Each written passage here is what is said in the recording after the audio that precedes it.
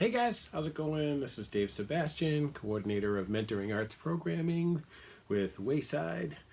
I am back with you today. It is Christmas Eve, so today's program is recorded as opposed to live. So you can make comments and I will read them later, but I'm not going to be commenting on them as we go. So I'm hoping everybody's doing good. I hope this will be a good Christmas for all you guys. I know it's kind of a weird one, but we're going to do the best we can to get through it, right? I guess we got no other options. Today we're going to go back to working on the truck. We're going to create a couple new stencils and sort of try to fit them on the truck, do a little bit of manipulation in Photoshop to see if we can fit the reference that I'm working on, then draw out as best we can the loose stencil-y kind of sketch of that motorcycle. The deal is it'd be Chester Cheetah riding a chopper. I can show you the picture here.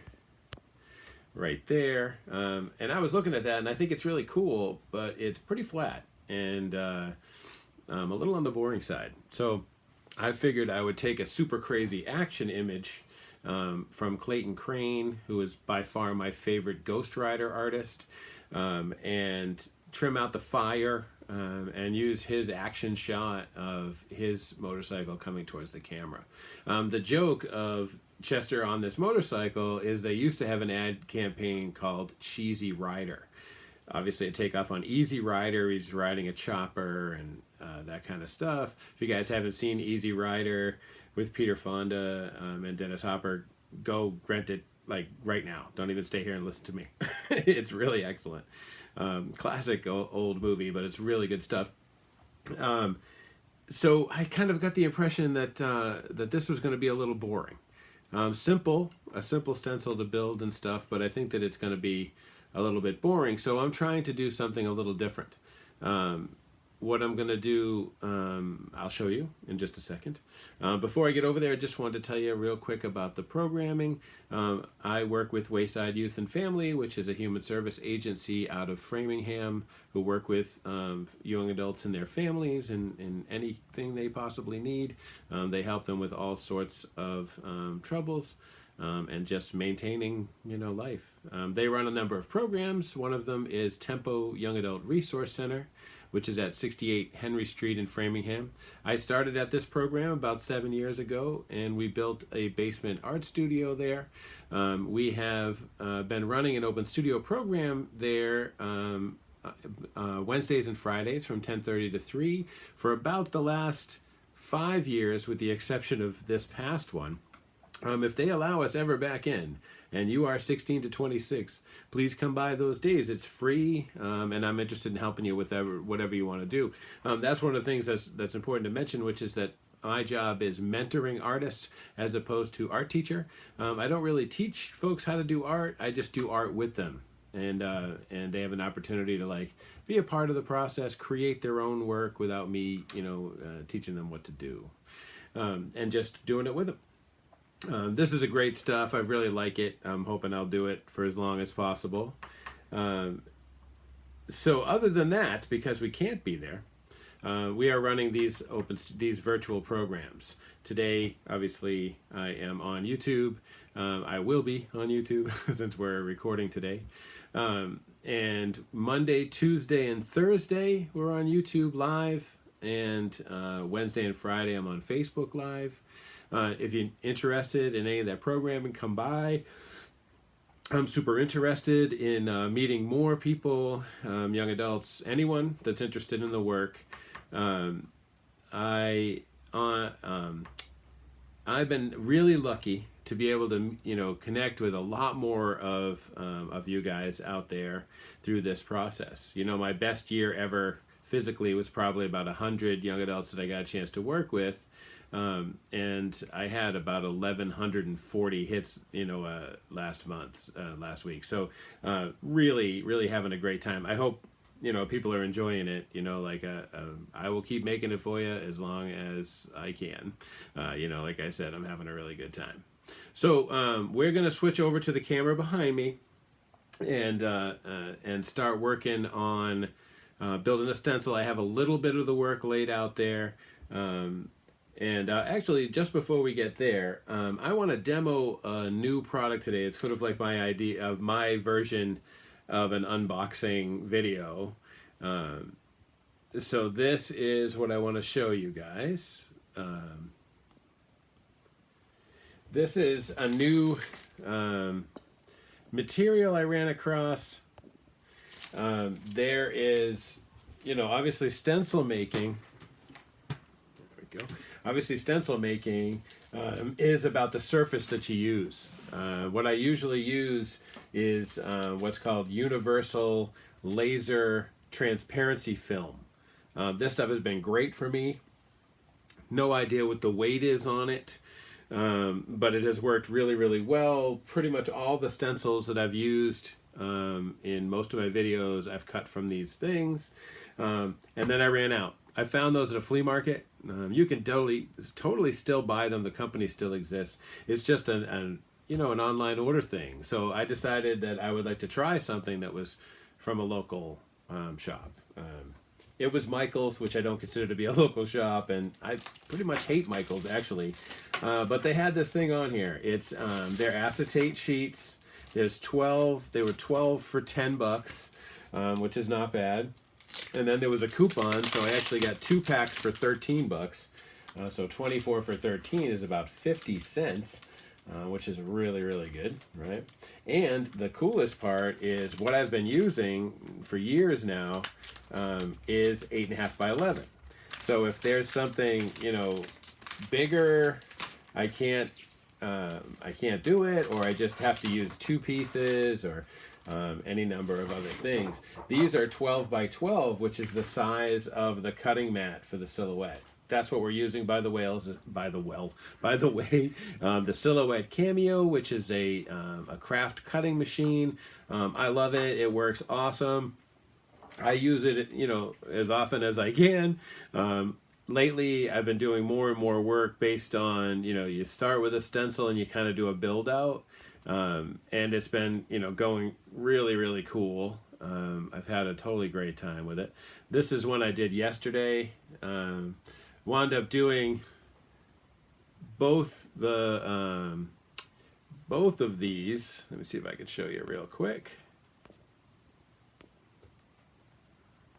Oops.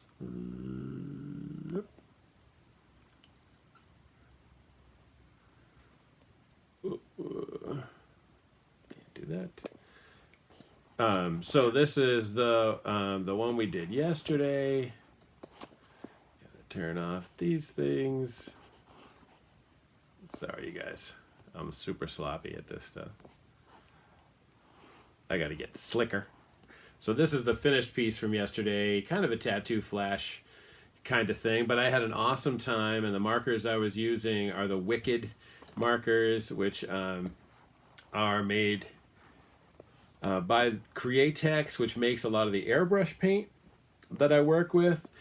So it was kind of a cool idea to pick up these markers and try them out. 36 colors. I thought that would be a really good distribution, but it's actually kind of a strange distribution of colors. If you take a look, it's kind of, I don't know, there's like a lot of yellow, a lot of blue, you know what I mean? Like, and this guy over here that's a white, over here, there you go, is not. It's like a blue called mint. This one actually says sky blue on it, but so they're kind of weird. I liked them. I thought they were cool, but they had some stuff that made them slightly more difficult to work with. So, whatever. So what we're going to do today is we're going to cut a simple template out of this material to give it a try. It's a template that I need, so I'm just going to knock it out, and then we're going to jump right into building the chopper and sort of see how that goes. So hold on one sec and check out this piece of artwork, and I'll be right back with you.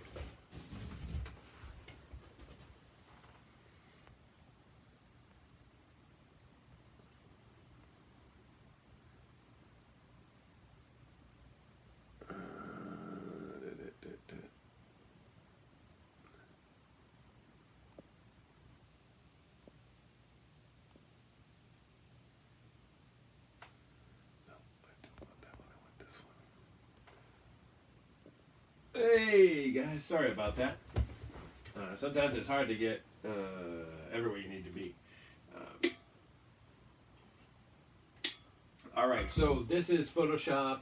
This is me doing a very simple, creating a simple pattern of sized circles. I find lately that I've been having a real hard time making perfect circles. So I feel like I really need a sized circle template. So I decided that I'm going to produce this one, and then I ran across a second one, which is this one, and I think I'm going to use that one also, and we'll cut two simple stencils. Just go up here and make this guy a little bit better looking, and then bring him back down again. All right. So when you're using images like this, you want to make sure that you're using a high-res image, and that that once you get it out of Google, this is just on Google. You want to, first thing when you're searching in Google, right? You want to. I think I have a Google open here. Maybe not. Right. Say we're looking for fish. Right. First thing obviously is in images, but the other thing is over here, tools. I feel like everybody sees this stuff, but I don't know if a lot of people use it. I use it a lot. So we want large, right? So these are the fish that you can work with because the images are very large. If you move your cursor over to the image that you're looking at, you'll actually see the count, which is 1200 pixels by 800. This is pretty good, like that's a pretty good size. And that's true with almost every image, like they all tell you around how big they are. Now if you go way down here and click this guy, that one's actually a pretty good size. But, I forgot, I guess. These guys over here are all sorted by size. Well, look at this thing. Whoa, that's crazy. A boat made out of a giant dead fish. I like that. Yeah. Anyway, so that's just something you want to do. That's how I always get my images. And what it helps with is not getting something that's completely blown out. So we're going to give this a try. So the next step after, after isolating out our images and stuff, you need as much contrast as possible in this next step. That's why I have a red background and a white foreground, and why I'm using, black here and stuff, like high contrast images. When we bring these into the next program, which is Silhouette Studio, it's going to really look at the contrast. We're going to trace each image, and we don't want it to have bad edges or whatever. In fact, even if you look at this, the edges are not quite as good as I wish they were. You know what I mean? But we're kind of going to be cutting it at a relatively small size. I think it'll be like 6 by 5.7. So it's hopefully not going to show its limitation as much. You know what I mean? We'll try. So this is Silhouette Studio. This is the cut menu, but we're going to go back over here. We're going to close up some of this stuff. Leave that one. That's a graveyard stencil I'm working on. Close that one. This was the flying eyeball stencil I used from yesterday.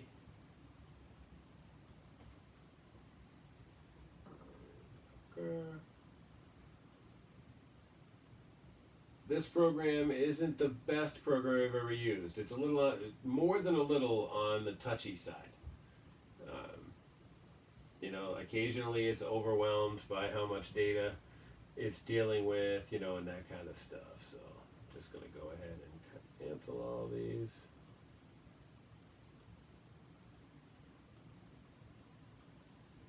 If I haven't used them yet, I'm probably not gonna. This is the outline of the image I showed you guys already. Pretty simple. But we're going to open up a brand new composition. This is the default size. You can move around, and stuff like that. It's like no big deal. So right now, we got to go in here. You say the machine we're going to use is the Cameo. The cutting mat is the one that comes with it. But then in here, we're going to go to 12 by 12, which is the first time I've been able to do that, and I think it's really cool. Cool. So now we jump back into Photoshop and we save this guy, which is Command Shift S, and we want to not save it as that. We'll call it Circle Stencil.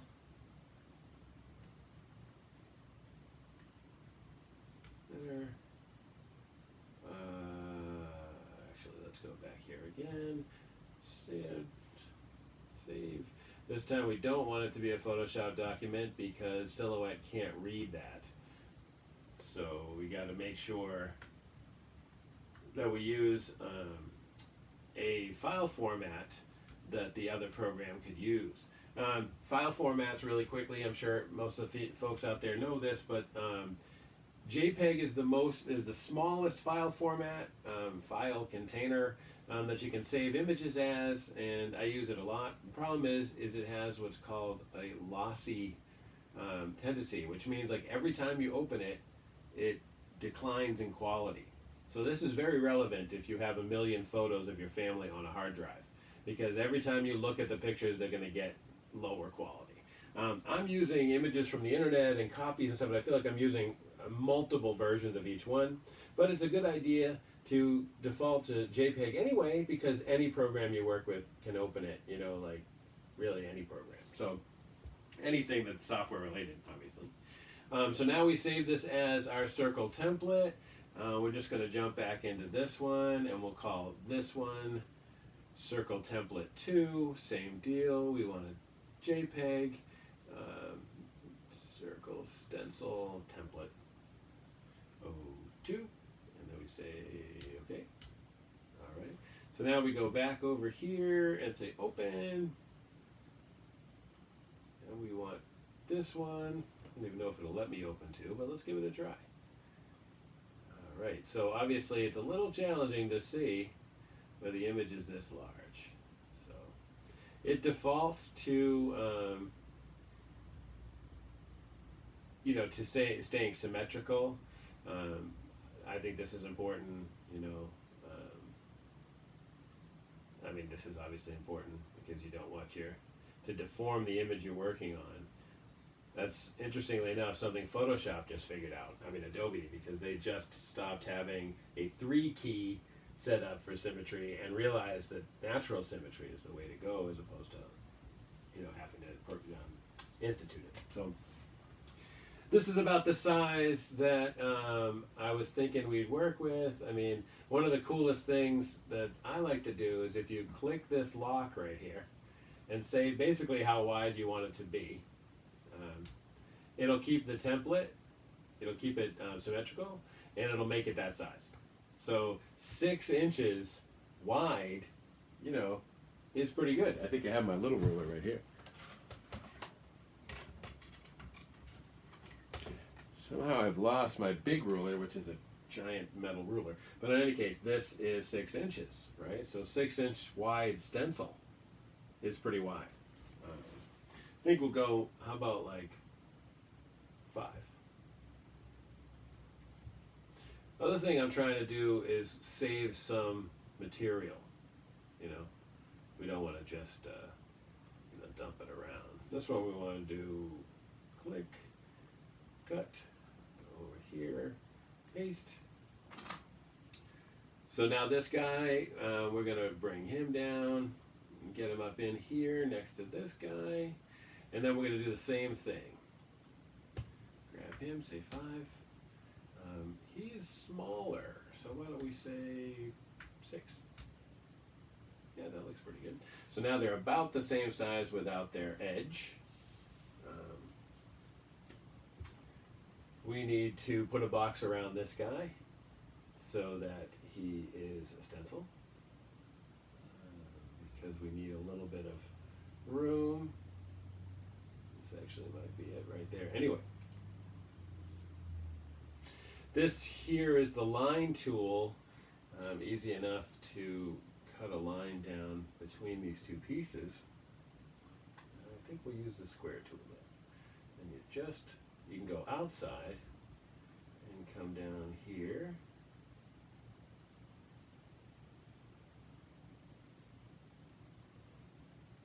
can even go over here since this guy's going to share the edge anyway.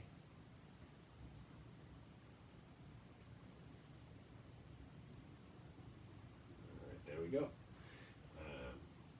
Now we can click off. So now we have our, whoops, so one thing that the square tool does that makes me crazy, or I think they call it the square tool, is that it just keeps marking. Like when you stop, it marks more. You know, if I go off of an image, it's going to keep looking for ways to get it on there. All right, so now we got our stuff in here. So now we're just going to do a little test and kind of see what happens. Just going to do the test. So what this will do is go over there, cut this, and see what happens. Just do a small test cut, because this material is definitely thicker than what we've used up into now.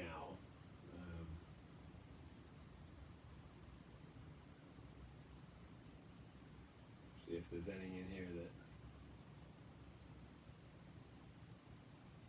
that seems to make, to be the same. Metal sheets, leather. That's cool.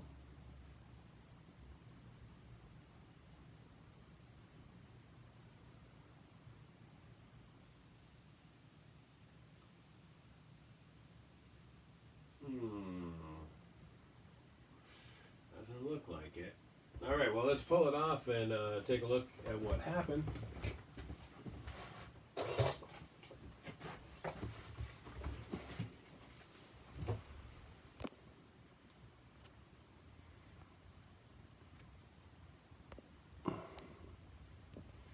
So we're going to take a look at our little our test cut here, just so we can see kind of what happened.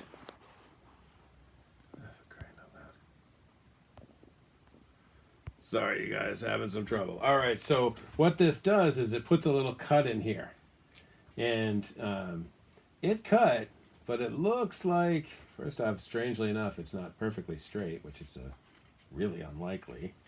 Gotta make sure we get it stuck on here pretty good. All right, we're gonna have to move our artwork down a little bit because we got that square there. We're gonna try going up one size on the blade and see what happens.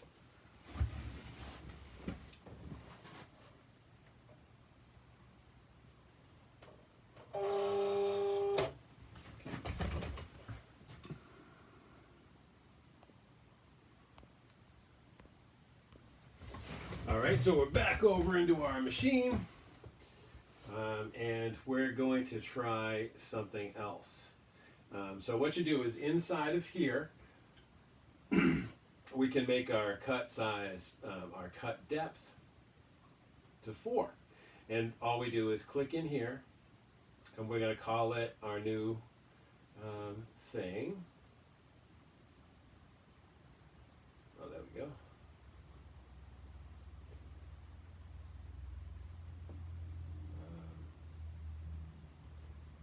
I swore there was a way to change the name. Whoops.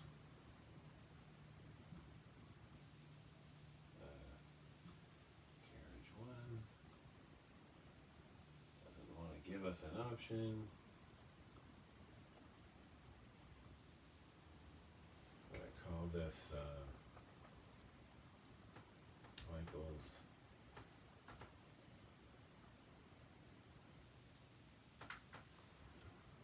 Sure, I just spelled that wrong. Ace. Oh, A-D-E.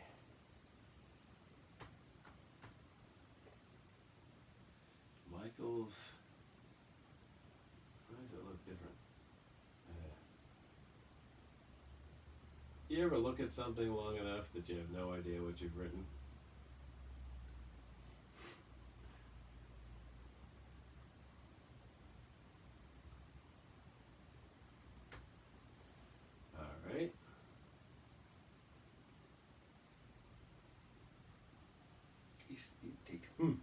All right, so we say enter, and we're going to give it a test. Let's close that guy up. You click this twice, because it's going to put it in a spot that wasn't where we just cut it. and then we just run a test again. That sound is the sound of the blade resetting itself every time. It goes back to what we set it for, the 4.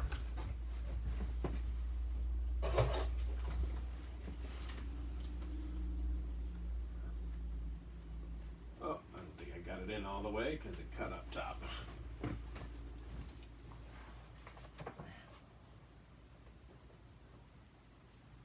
Oops. Let's try that a little more.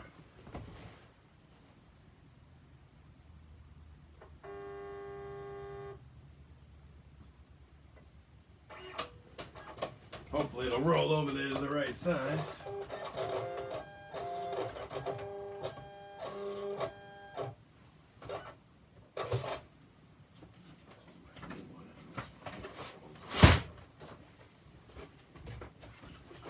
Alright, oh man. Oh, it definitely cuts through the mat. Oh, that's good.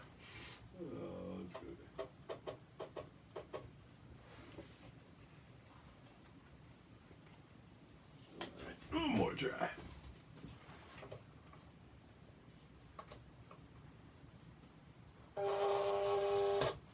Sometimes it takes a few tries. You know what I mean? I don't mind it so much. You know, it doesn't matter.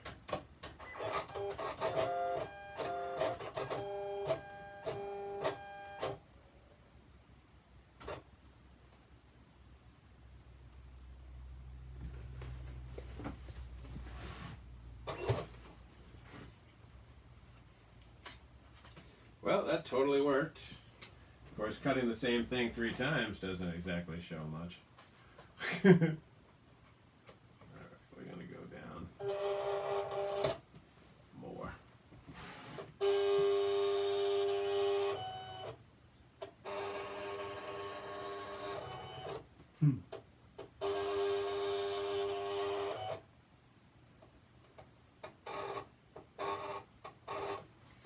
Alright.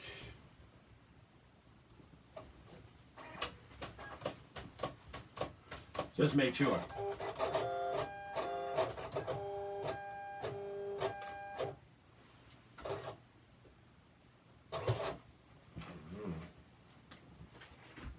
Definitely cut through just fine on that setting.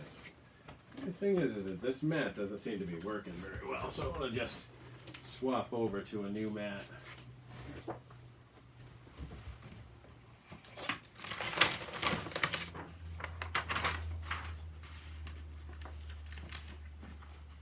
Oh, seriously new mat since I haven't even taken the plastic off.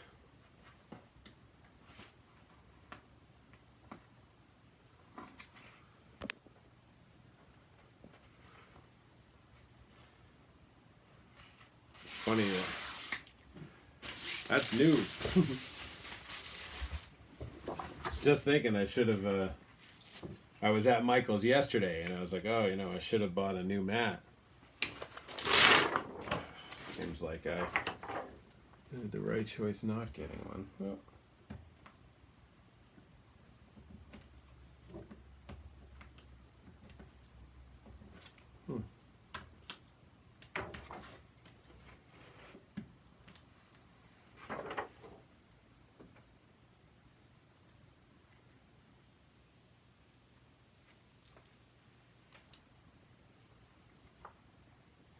One sec, you guys.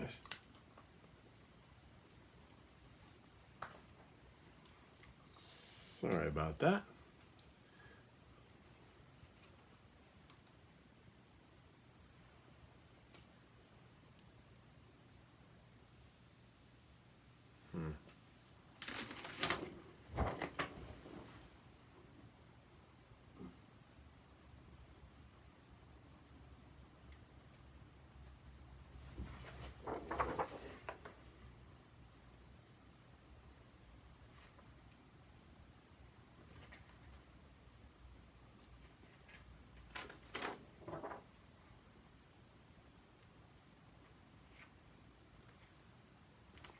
Only thing I don't care for in stencil materials is that they're all clear.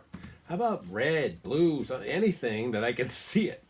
Any of us can see it. You know what I mean?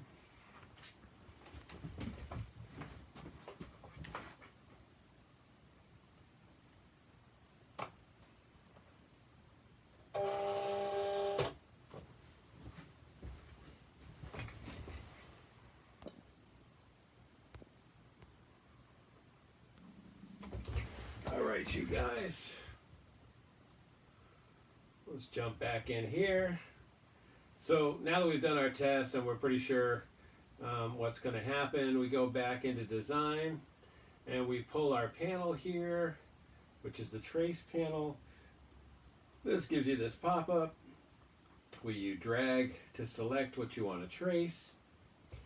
And this effect here tells you what it's going to cut. These other settings here, you know, trace outer edge, has worked somewhat, you know. But I like regular trace, especially because that one for some reason didn't do anything. So if you just hit trace, right, and move these guys out, here you have a tracing of what you did. So now if we go to the cutter, that's what the cutter is going to cut right there. Sounds good to me. We were able to save a little of this area down here that maybe we'll use for our next stencil. And we're just going to kind of, you know, we're going to try it, you know. I want to jump back in design for a sec and just make sure this is kind of one image right now.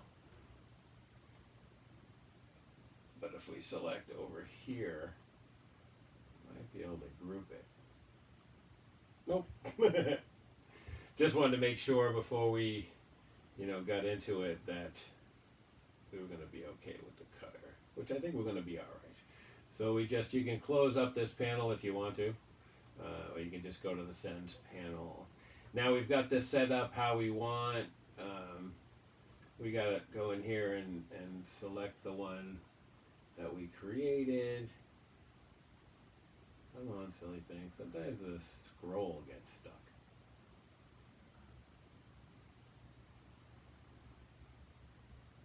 Alright.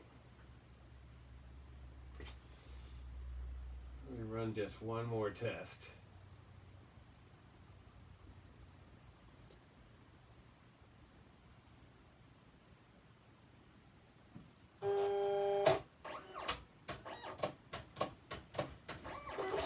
Can't be too sure, you know. No, that sounds not good. Oh, that wasn't a good sound. But a good test. I had a feeling for some reason it didn't save as what we did there.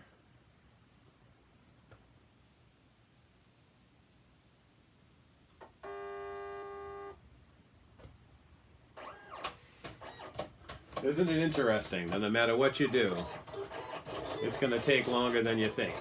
It's going to take longer than you think. You know what I mean?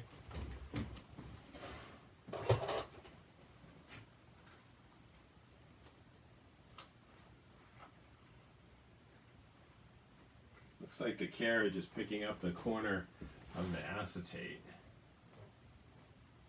which is not good.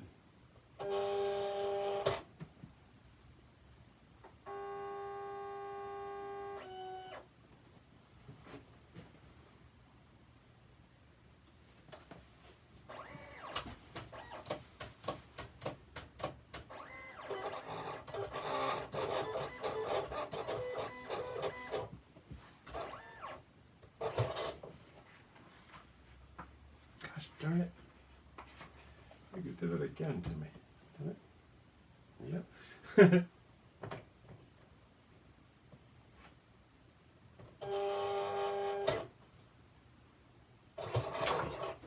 Oh, that was a good catch, huh?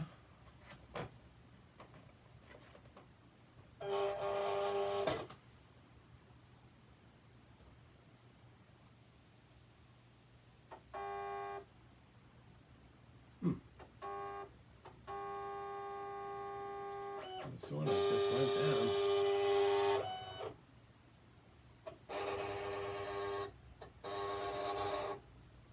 All right, one more try.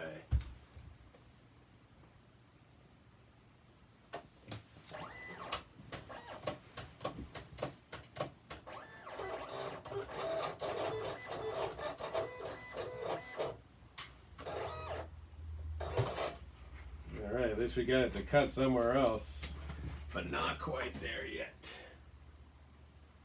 Hey, where's my... Oh no, cancel. Cancel.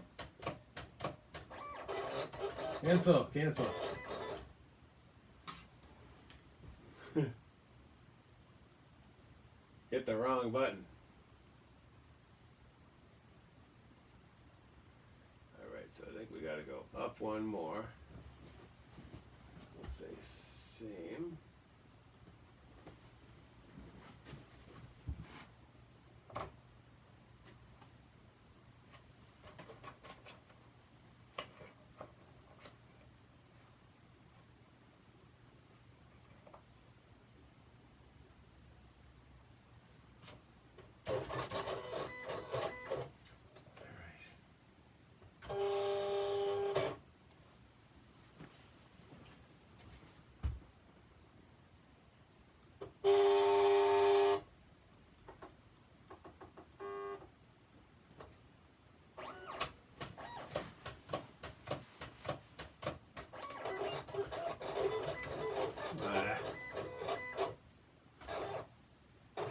Totally wants to tear up that corner. Gotta go over a little more. Gonna have to trim this corner off really because it just keeps blowing out.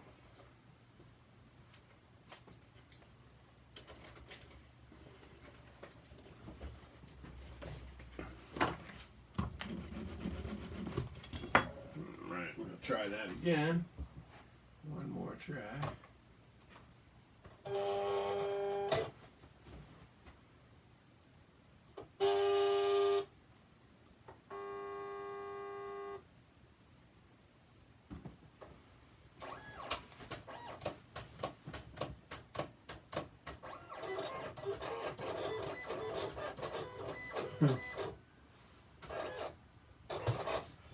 Still cutting in the same place. Really annoying.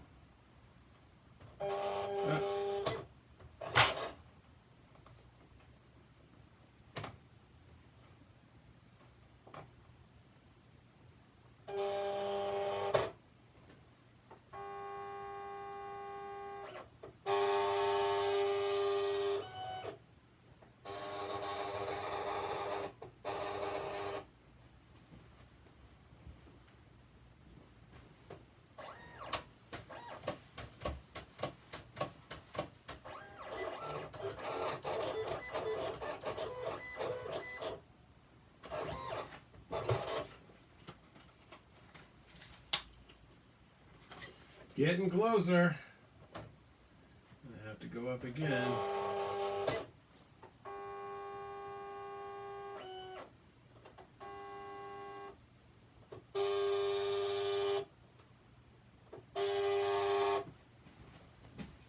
Ah. Yeah.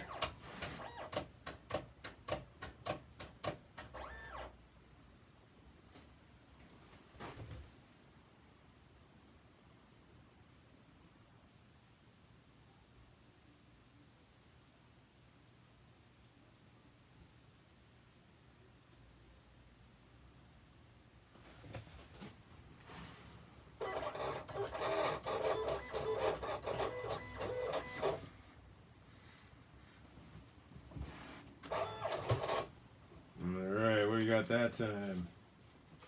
Damn, man, this stuff is really thick. Gonna run out of settings pretty soon. Alright,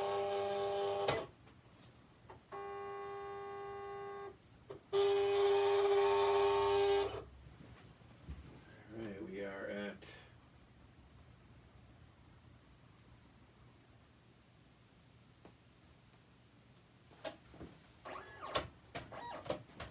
the only thing I really hate about cutting custom stencils is that, I mean, that working with new material is I've been working with that universal material for a really long time, and I'm pretty much have it all set up and ready to go.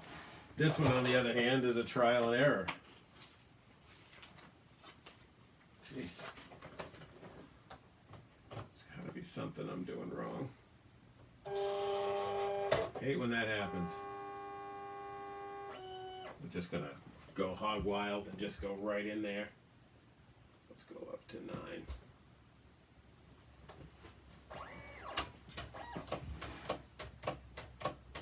I'm using the right machine, right?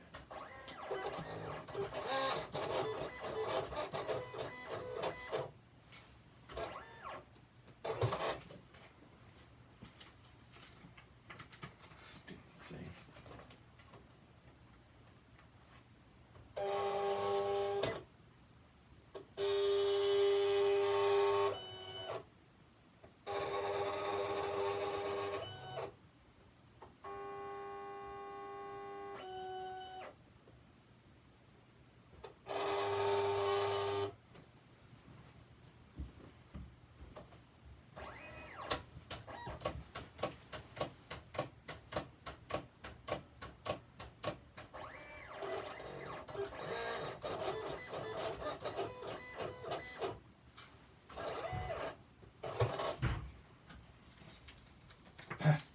Wow. Huh. What am I doing wrong?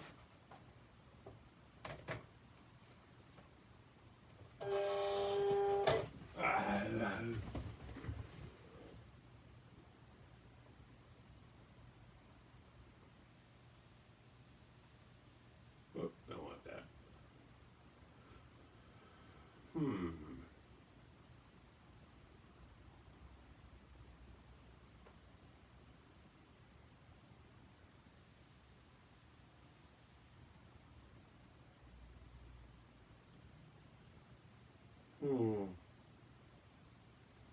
You could try to turn this up like to 20.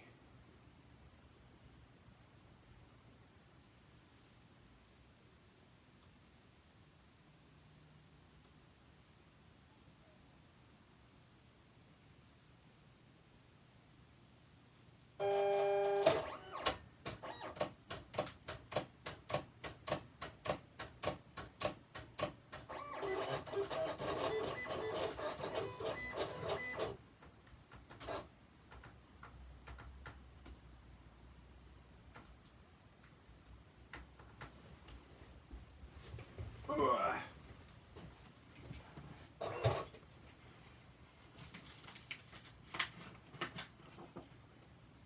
it's got to be something we're doing wrong, because this is cut through like nowhere.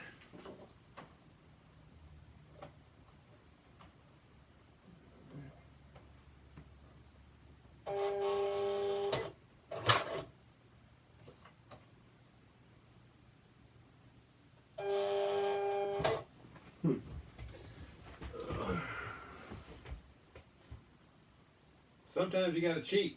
You gotta go in here and check and see what's going on, you know what I'm saying? See if there's something I'm doing wrong.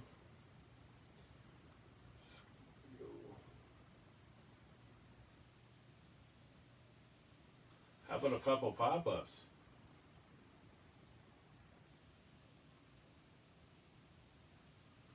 Let's see, they use the...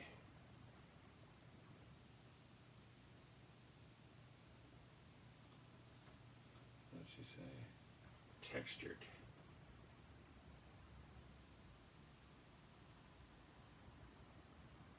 Alright. So that's the settings we have here with a 30. This is what she's using.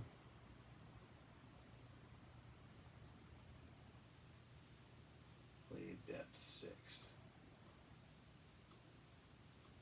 6.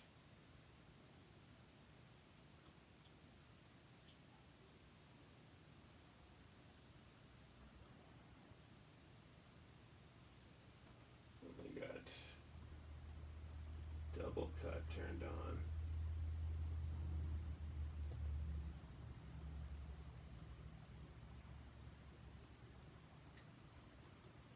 She's got double cut.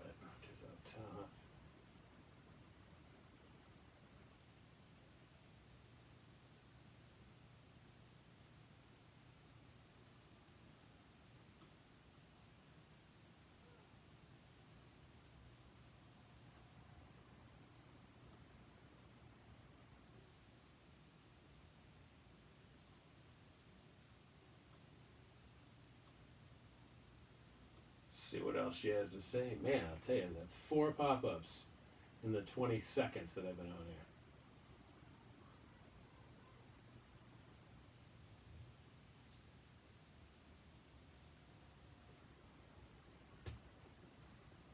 Let's see if there's...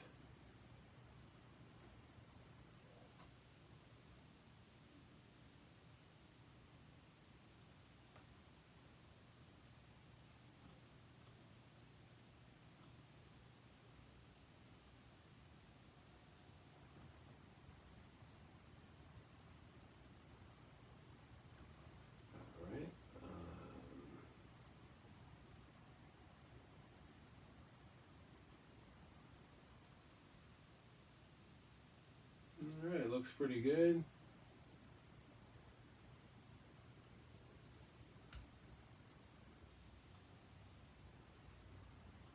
Alright. Wish I could hide this thing.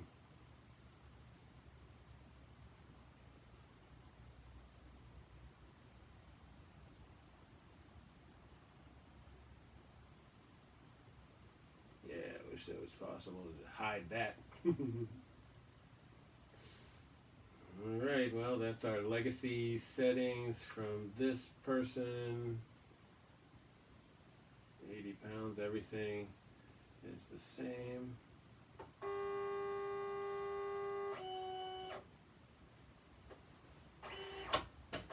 So that's down from 9, but the force is up to 30.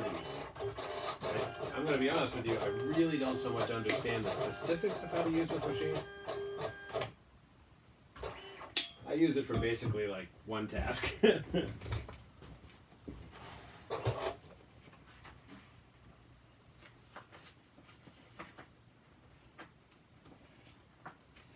Well, that seemed to work. Now that we've chowed the whole upper corner. So we're going to have to jump out of our cut page here for a sec and back in here.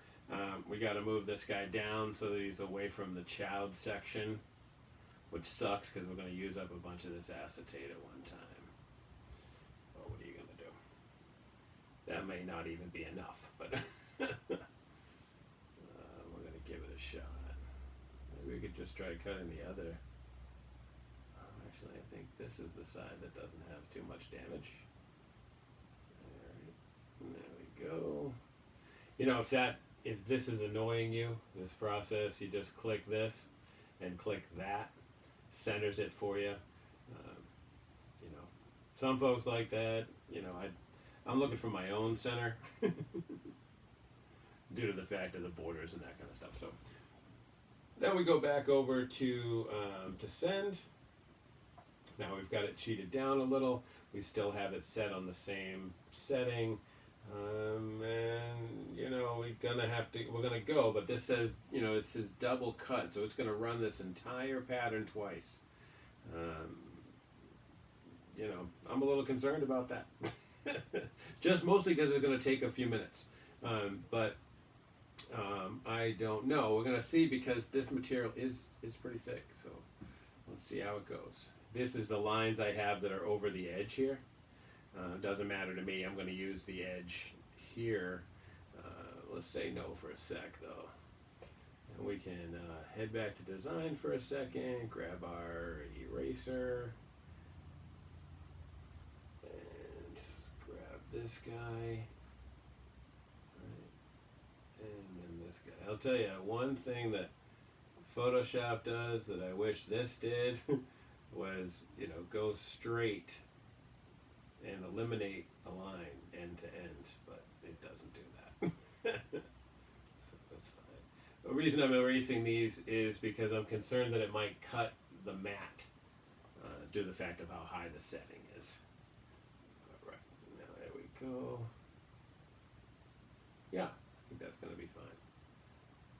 What is overlapping now? Oh yeah, okay, so it's just this part of this line here. Alright, it's going to start checking into it. See what happens.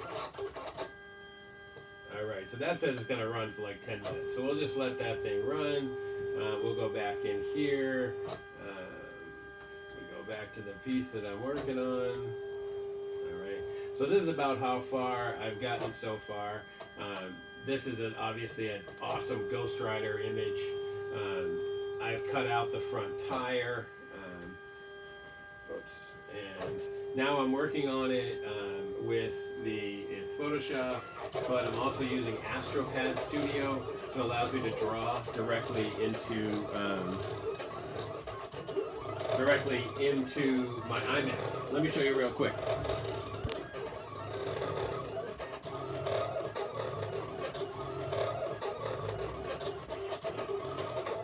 So you look at this. This is the two screens.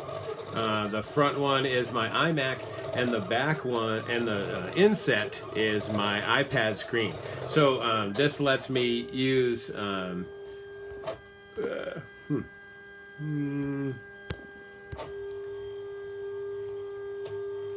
jeez. Trying to use some new gear here, and it's driving me crazy. And we're able to draw with the Apple Pencil. You know, this makes a big difference, being able to sketch around things and manipulate at a tiny point as opposed to my finger or cursor. So that's why we're doing it this way. I totally, I dig it, you know what I mean?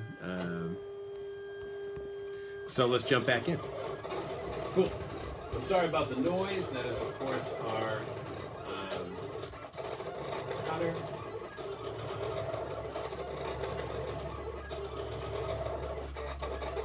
Here you open up brushes. This panel can be much bigger. There we go.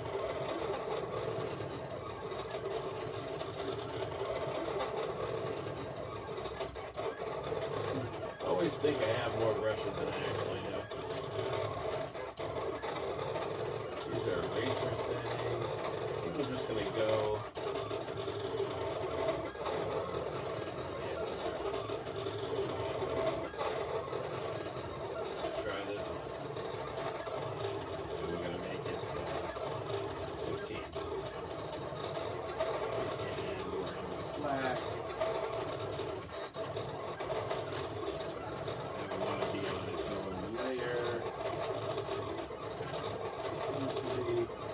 All we're doing here is drawing some lines.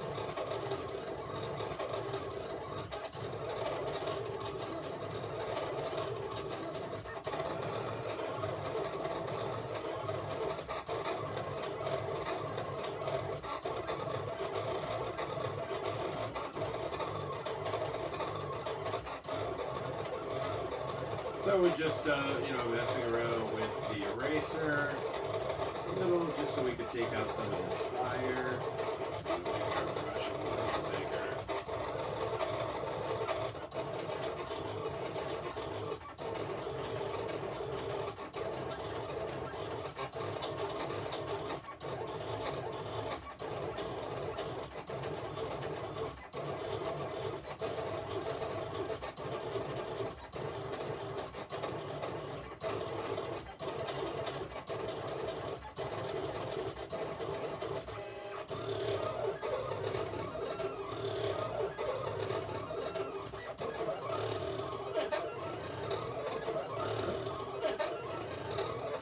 That's the crane image we're working from.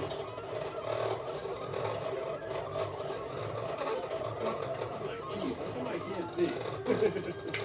Oh, because you're old, buddy. You're extremely old.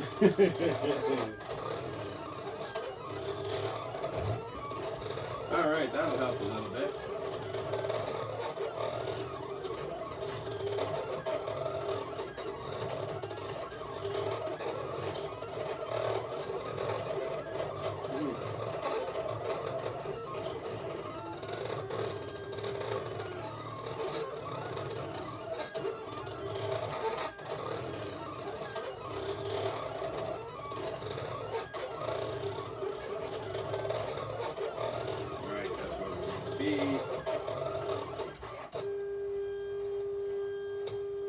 Eraser. It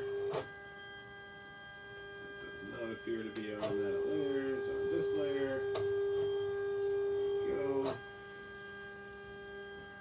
So now we're basically drawing. I think that's too big to be drawing. Let's paintbrush, not an eraser.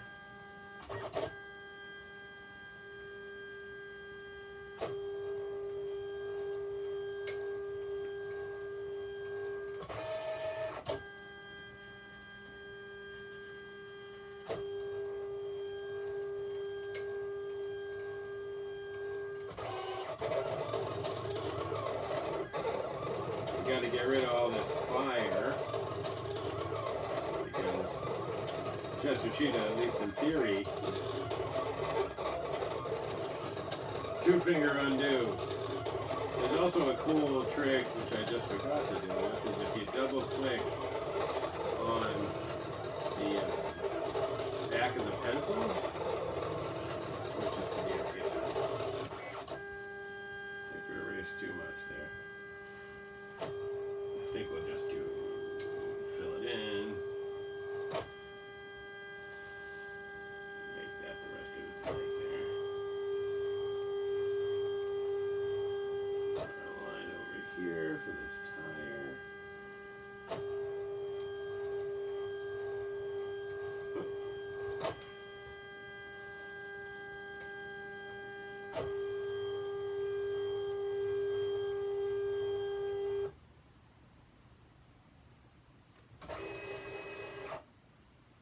Alright, I wonder how that went, since that guy just kicked out.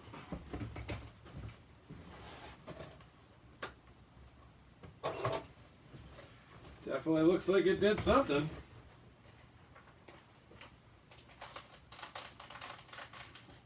Huh. Oh, that's not bad at all. And most of the pieces are out, except for the little tiny ones. And it feels like a real heavy piece of material. Gonna have to go on and thank that lady, since it was definitely her site that told me how to do it. Well, it looks like it just missed one tiny spot there. Did waste a lot of material, but I think it's okay. So this is what I was looking for, a circle template. That'll help me get in here and make some of our details. Finally, went great once we figured it out 14 years later. All right, so we just got to finish up isolating a few pieces here, and we're coming into at least something close to the home stretch. Next one we got to do, this is to make an oval.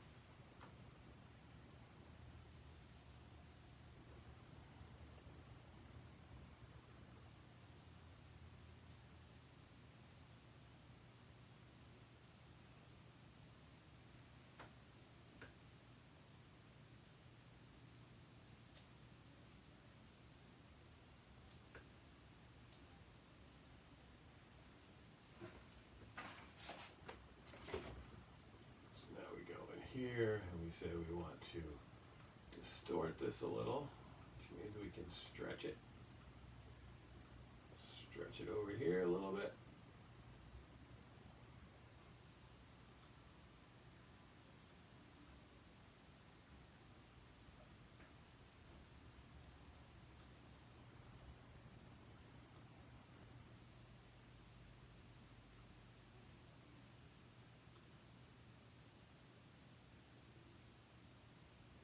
That looks pretty good. So now we're going to use our paintbrush and white. Oh, undo. Enter. We can just ride the inside of our selection.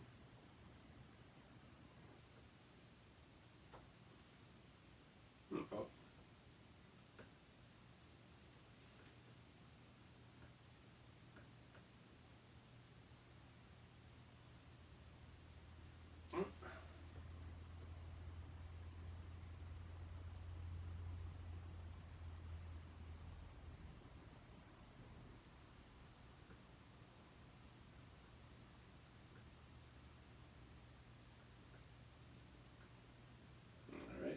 that's the layer we want that we're on. This is our Chester face layer.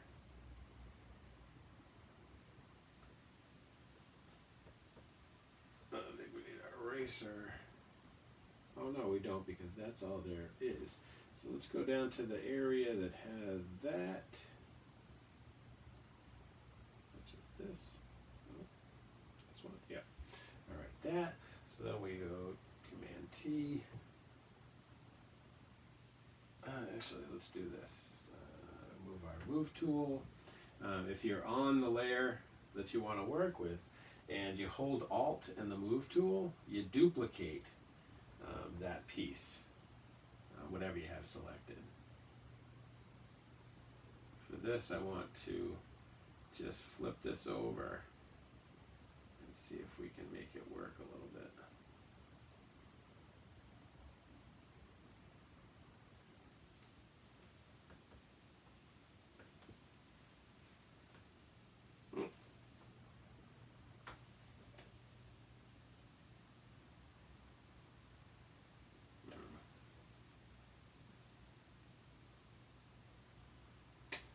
Put it on the wrong layer. Damn it.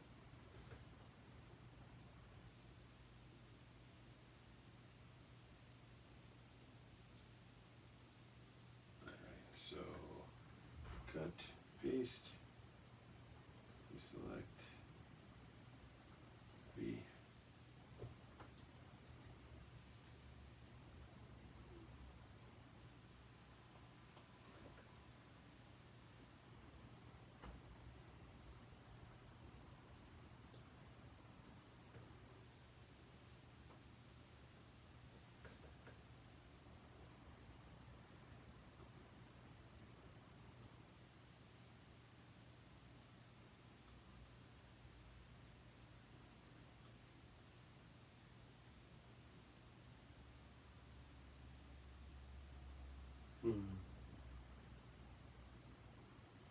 Maybe we just go with the piece that we're erasing with.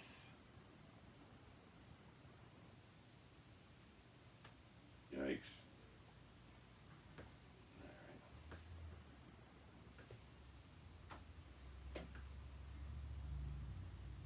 Alright.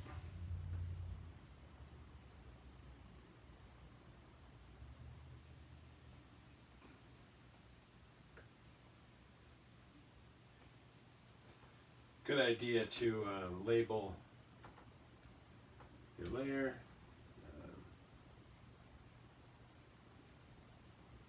I think we're going to delete that layer.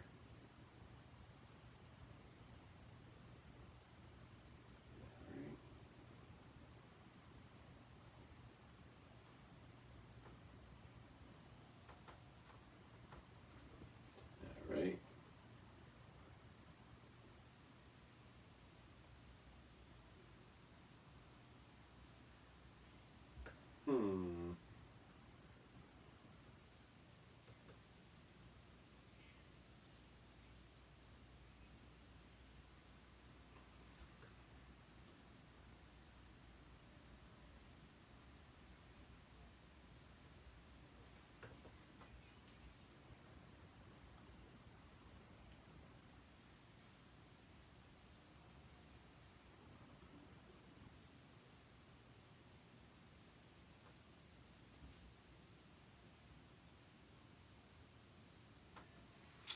So all I'm going to do is just give a quickie swipe here.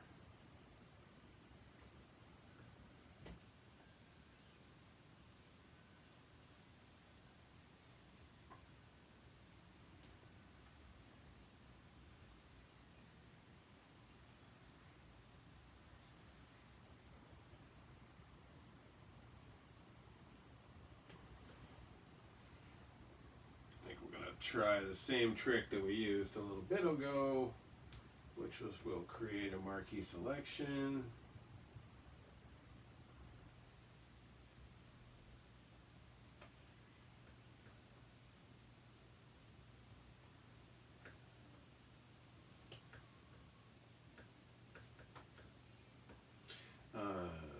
Paint bucket, and then transform, and we can double click on that guy and we'll say distort because that's what we're looking for.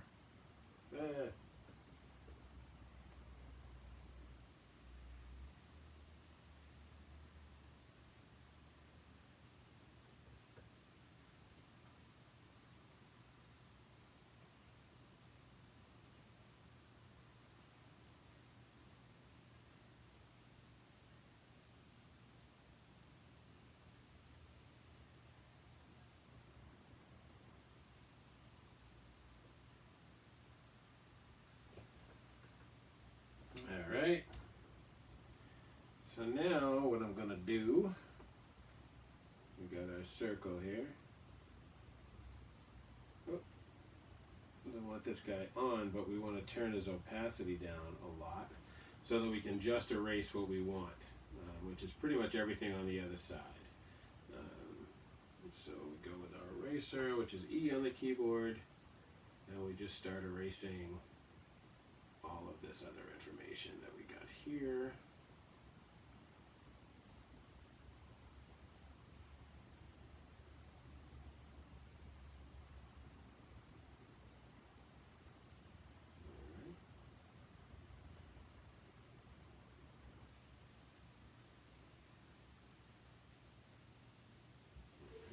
So now when we put this guy's opacity back up, we got what looks like the front tire. So now we say delete. Alright, I mean not delete, you know what I mean, you guys. Alright, so the next, so this looks pretty good, you know, like I don't know, we might be able to move Chester's head up a little bit. This is, you know, Ghost Rider's head's over here, so we're going to have to obviously take out some more fire.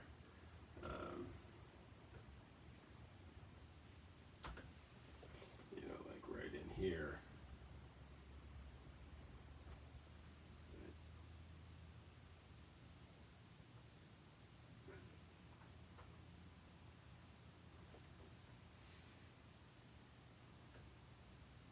It's like the headset on the motorcycle here.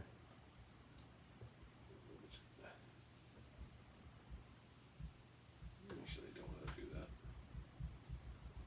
Let's wait.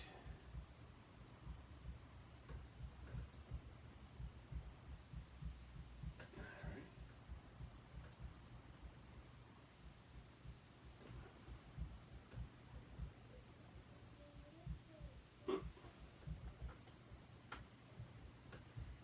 Down a little on our size here. How about 6? So we got his boot here. And this peg.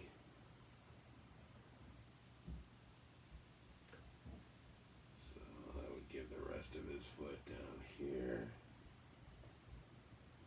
Peg bottom. So this would all be black. Going to be the bottom of his boot.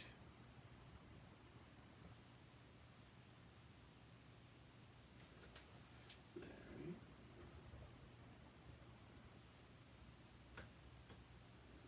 That looks pretty good.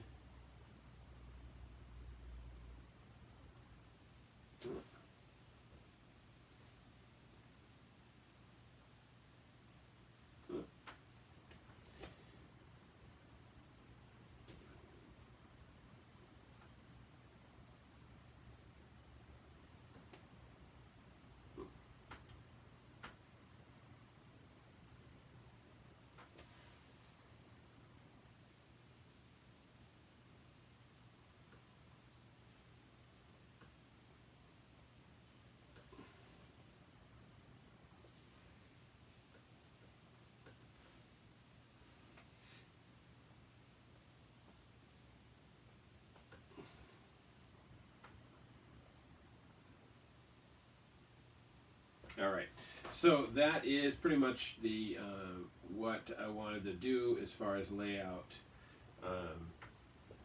The image here, don't really need to erase this background stuff except for the fact that I'm tremendously anal and it's bothering me. Cool. All right, so the next thing we got to drop in, which is, you know, really important, is the truck that we're building the stencil for.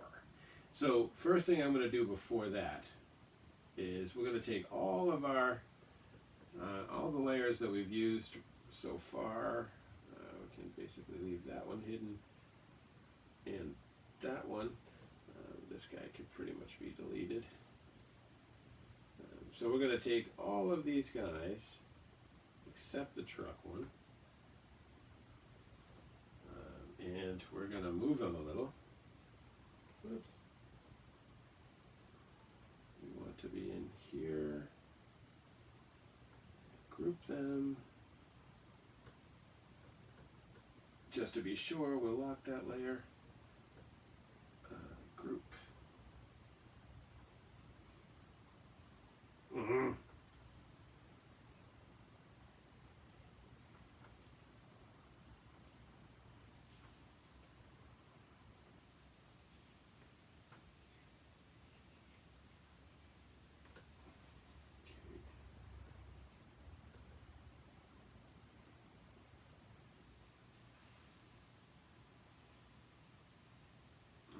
So, whole deal, you have to be able to fit on the side of this on the side of this truck. So, you want to unlock it and bring its opacity up a little. But take it and put it behind everybody. Let's make the truck a little, move the truck around. So this is the other side of the truck that we've already painted, that I've already painted. This actually doesn't look too bad. We could take this whole unit and bring it down a little. So if we hold shift and transform, not 100% sure you can really transform everybody. Yeah, undo. We don't want the truck selected.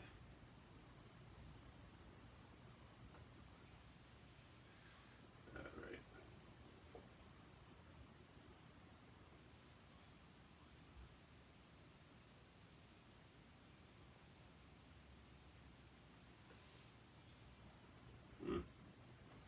That's pretty cool.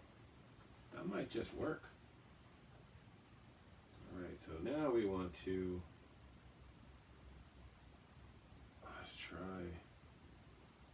make the whole deal a little smaller so we can really take a look at it. What do you think? Need a drink of coffee, I'm getting confused. I know what I wanted to do. We don't need that anymore.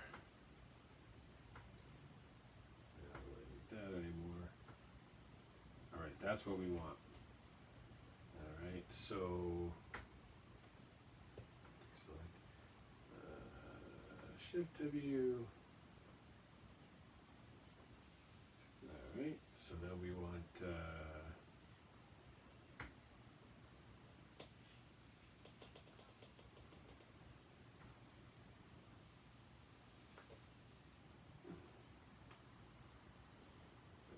nothing makes me more crazy than when it refuses to fill. I know that it's because I didn't make it a layer first. So transform, double click, two finger click, flip horizontal, deselect. Oh, why did it do that? I don't like this paintbrush at all. Just gonna go with a basic hard ground. We got her selected. Can grow a little bit.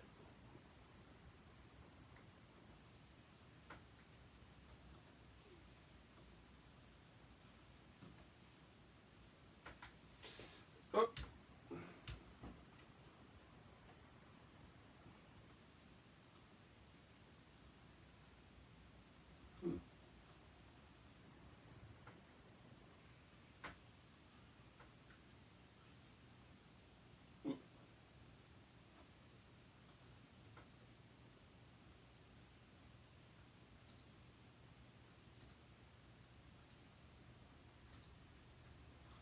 Thank God, I was getting a little nervous there.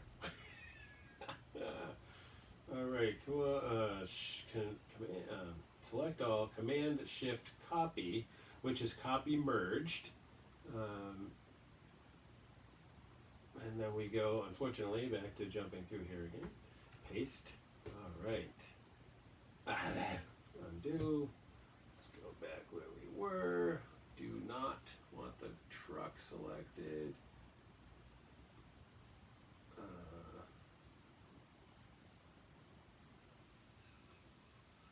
Remember.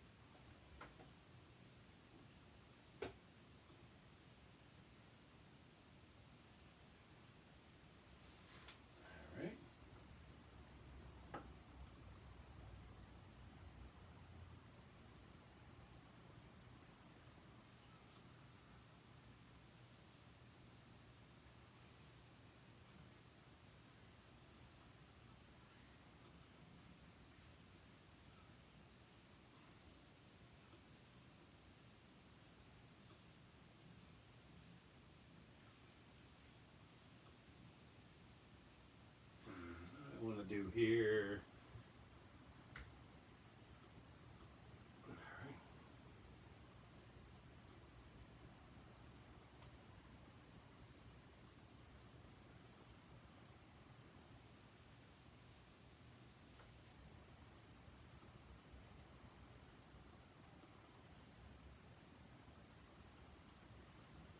So this is selecting inverse everything but what is inside the truck. So if we delete that right now, this leaves us this image here.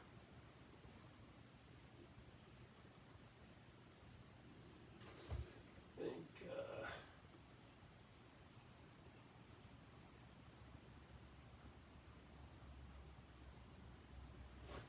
kind of want to, this piece is getting lost in the truck, so I think that I'd like to make it red for the moment. Yeah, undo.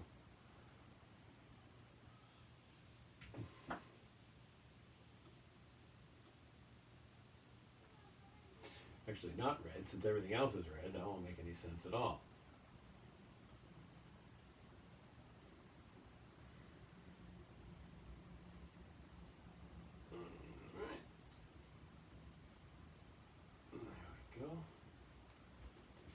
So now we put our truck back on and we can see that part. Well, I'll tell you, that looks friggin' awesome. There you go. We'll use our text tool.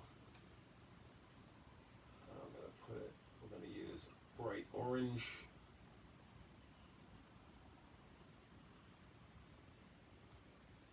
Kind of a dirty orange.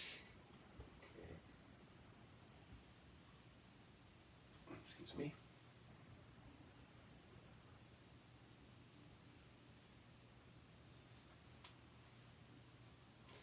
We want to go with like 70.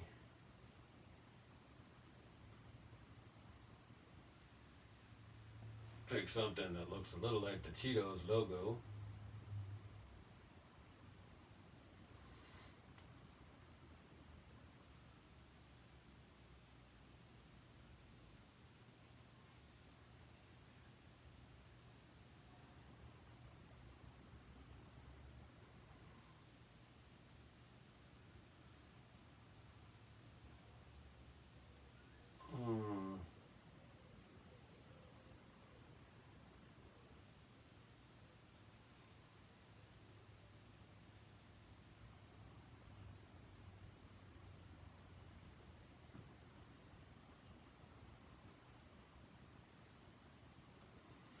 Apparently that might be a little too big.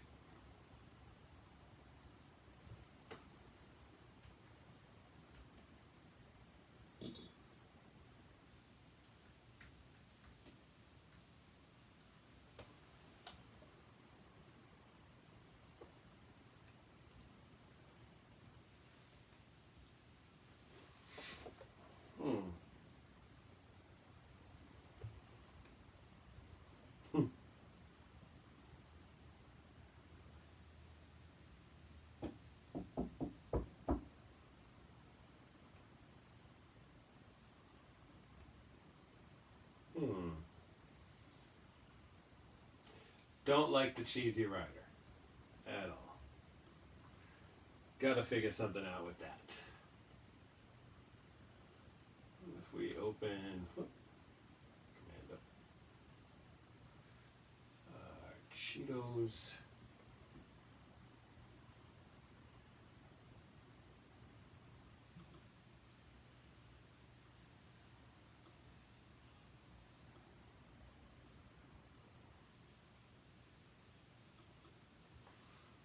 Alright.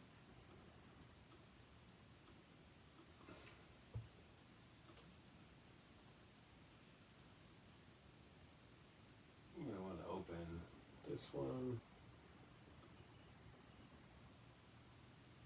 Actually,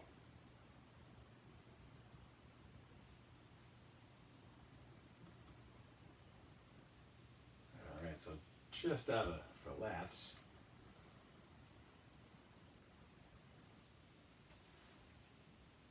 All right, we'll use our magnetic lasso. Whoops, and we'll go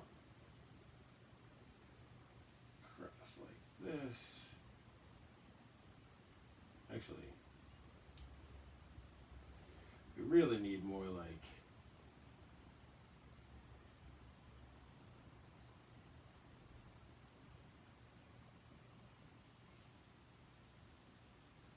alright. So let's copy that. Paste.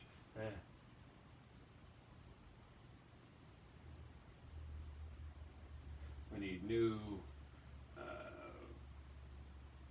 our regular. Alright, so now we just say paste, just so we can have somewhere to mess around with this. You know what I mean? So then we can go back to, we already saved that, so we can probably close that.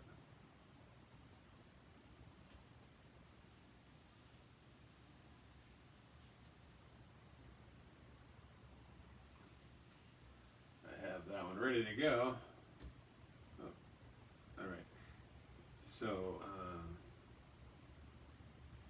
deselect. So we got chi, and then we need sy. So let's go back to our polygonal lasso.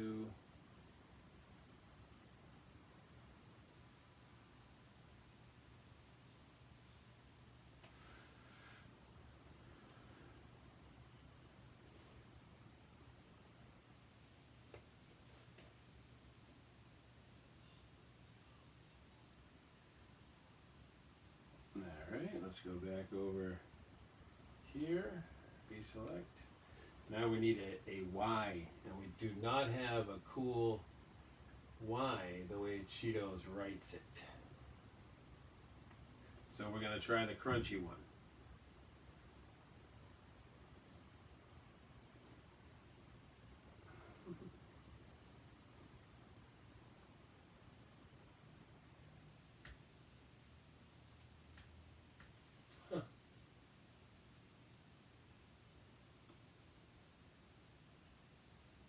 Oh, that's not what we wanted anyway. There we go. What's going on? Oh, there we go.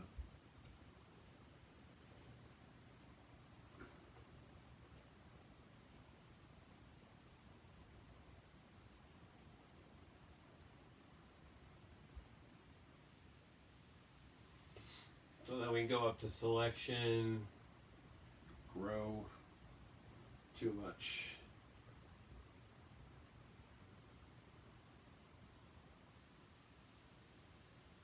Copy.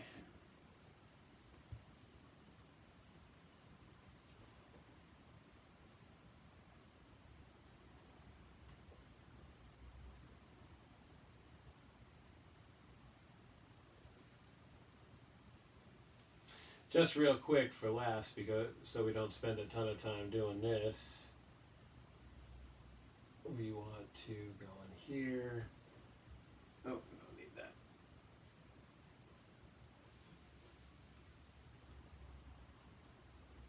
Alright, so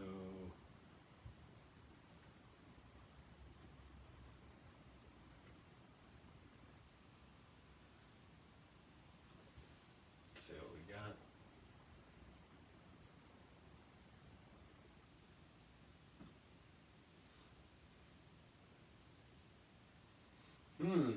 that's cool.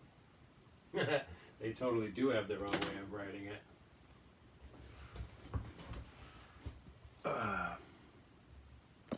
Hey guys, just gonna need about 1 minute. I'll be right back with you. Don't go anywhere. Please.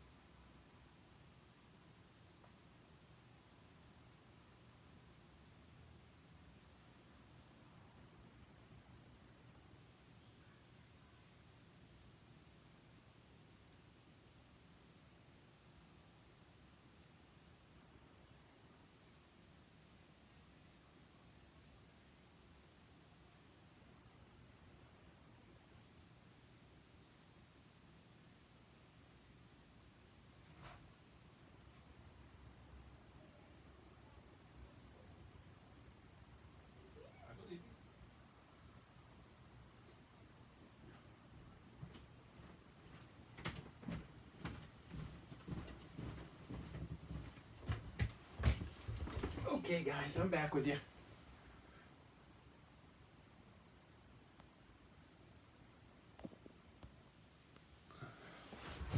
All right. So we take a look at the ad campaign here. A bunch of stuff. SpongeBob. 1973. Original animation. Look at that. That's awesome.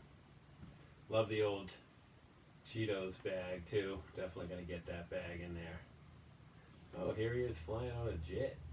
All right.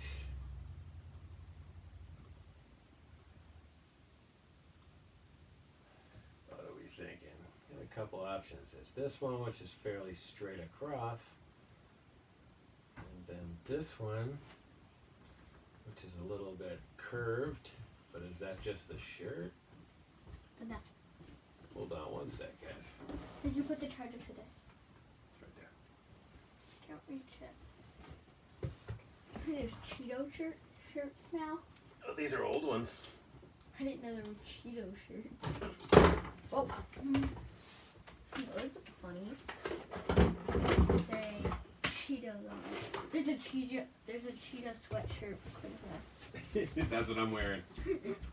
All the holidays.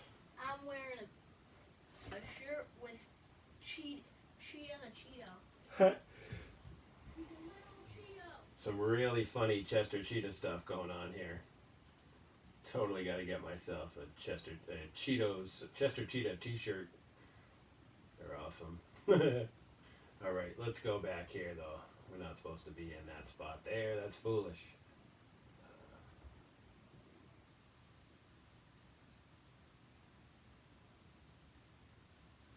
Oh, look at these cartoons, storyboards. Oh, I didn't want shirt. All right. It looks like there's a lot of stuff, but most of it is super foolish.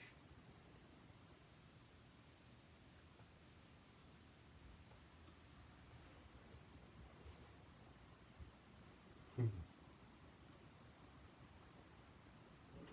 so we got this crooked one. That crooked one. And this really straight one.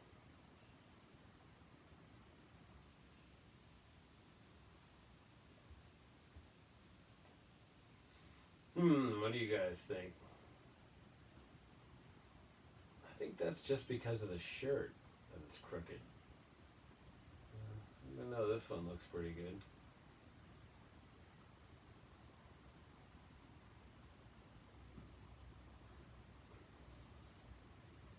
It looks like it might be the shirt too with the bend in it.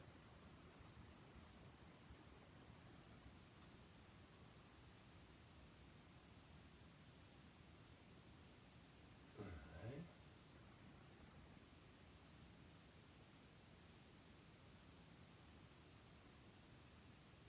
Not much down here. Seems like it's just up here.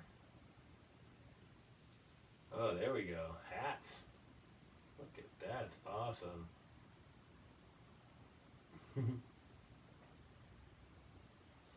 Luckily, we don't need a hugely difficult, specific image. We can easily go here, say open, in our downloads, open this guy.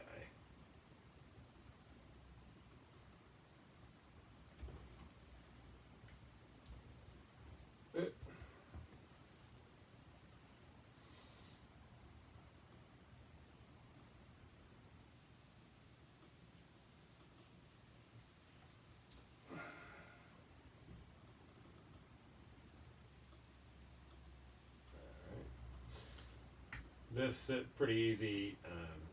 Look.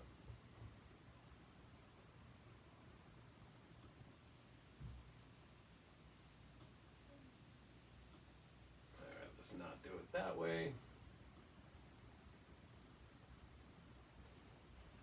Just started using this object selection tool and I am completely addicted to it. It works pretty well. I dig it. All right, so let's see. Copy. Paste.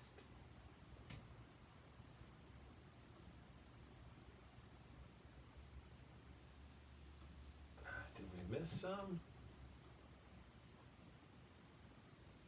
Get up in here. Whoa.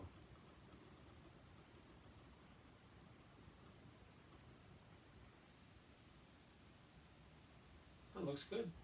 That looks really good. Here. Alright, let's bring this guy down here. I think this is what we're going to use, obviously, because it is the ad campaign that they invented. So I think we'll just copy that.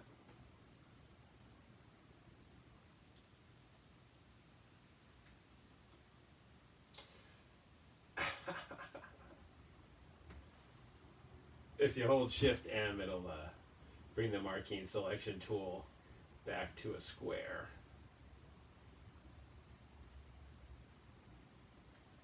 E. I think we'll leave that one up, just might need it.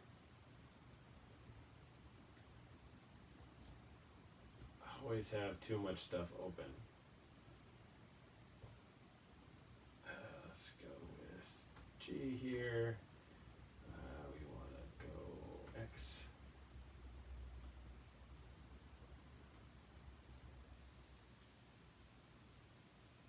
This looks wicked low res, unfortunately.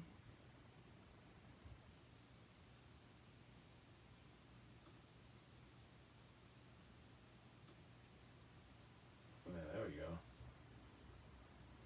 That might be a little better.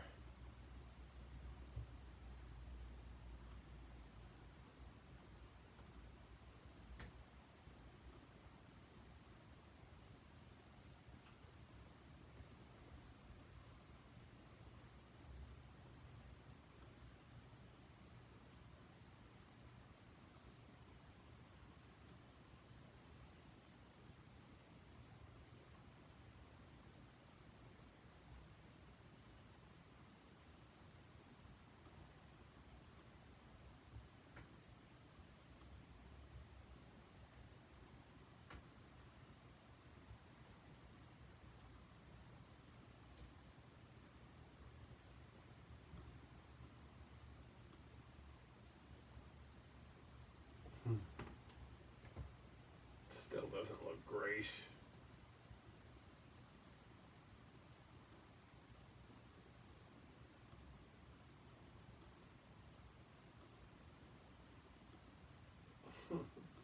I hate when it, this is the wrong tool, basically. You know what I mean? Like, we need to use this one. This one really does the job.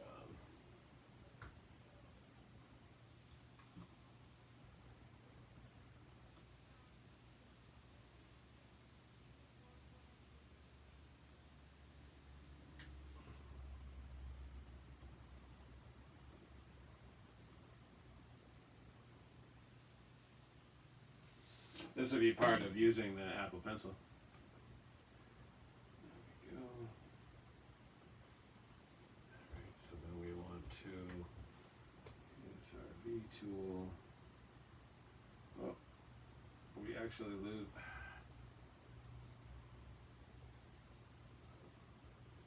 We lost our quotation marks. So let's go ahead and delete this layer. Let's undo that.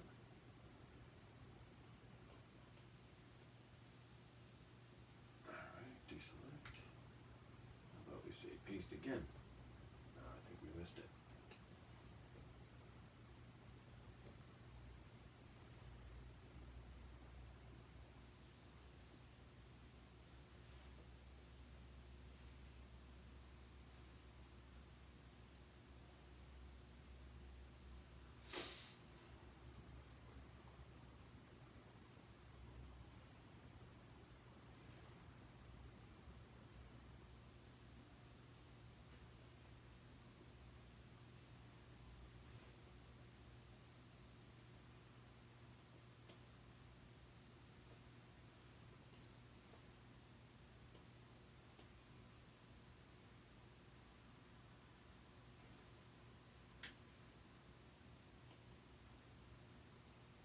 Go.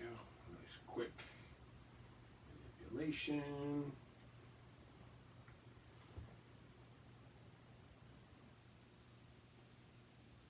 Oh.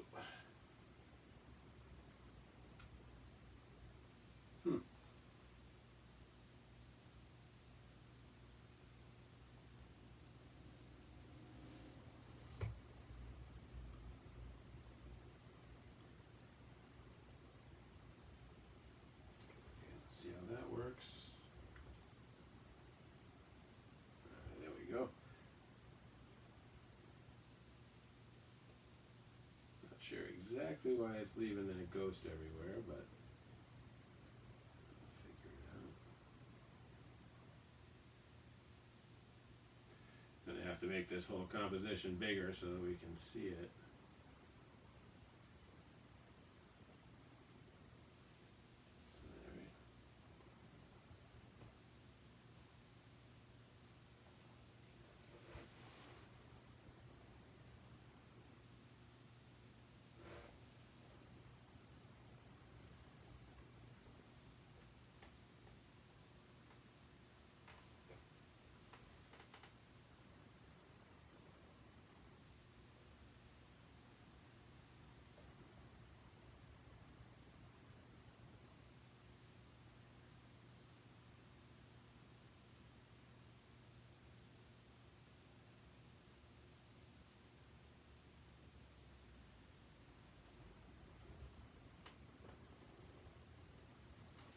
Cheesy Rider. Now I think that's gonna look all right. You know what I mean? Like, I think that's cool.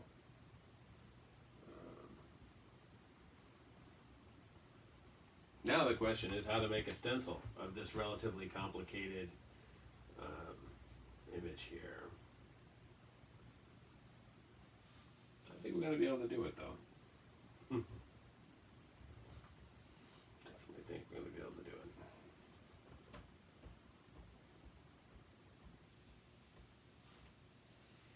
What do we do?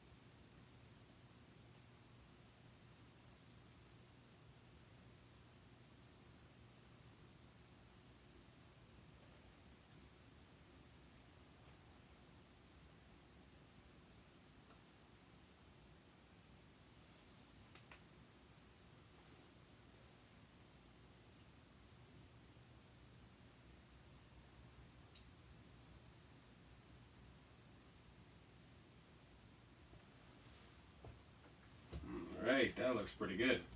That's just what we want this side of the truck to look like. Now this is going to go over some windows and stuff, but I think that it's going to be just fine. So the next thing we want to do is take a look at what we got. We want to be on this layer. We want to grab our object selection tool, which gives us a pretty seriously good selection. So then we want to add a layer, which is Command Shift N, and we can call it silhouette.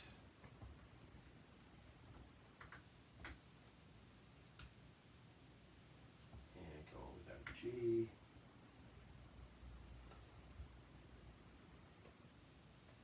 Deselect. So that'll give us our basic outline to get the character in there. And then we're going to have to come in, I believe I'm going to have to come in here and build some other simple stencil information so that we can overlap them and overlap them. Now one of the things that's an interesting wake-up call when doing this kind of work is this is a pretty detailed stencil, concept. And let's take a look at how big it's going to wind up being.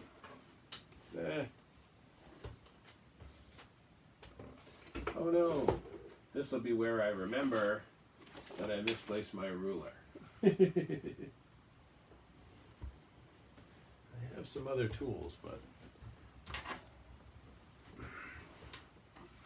that is my favorite one, that ruler. All right, so we'll switch back over to the other camera.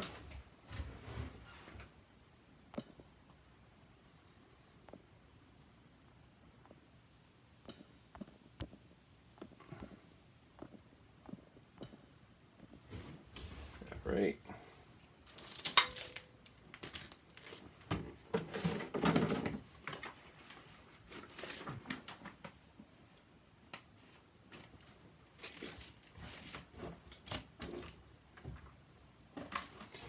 Okay, so what we're going to do here is just measure. So where we're thinking about having that character go is like right in here, right? So he'll basically come up, say here, across the back. And the tallest part for this character, let me just turn on my rulers real quick. And we got,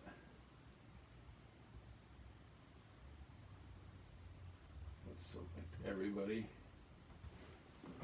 One sec, guys.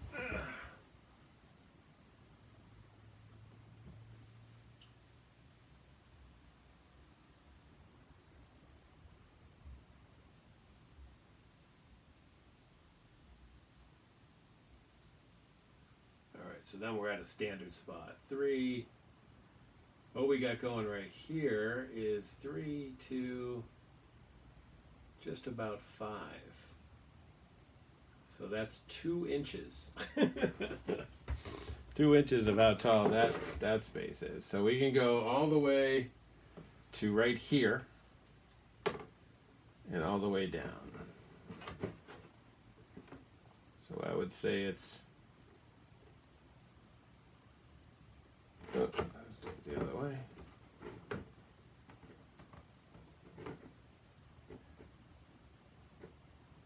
Looks like 5.5. So 5.5. And then down our side here, because the bottom goes really front to back. So we know that's going to be from the top, from here, straight back. That's 6 inches right there, and 3.5. So that's 9.5 by 5.5. And then what's our space here? 9.5 by 5.5. And the space here for Cheesy Rider be about 6. All right, so 9.5 by 5.5.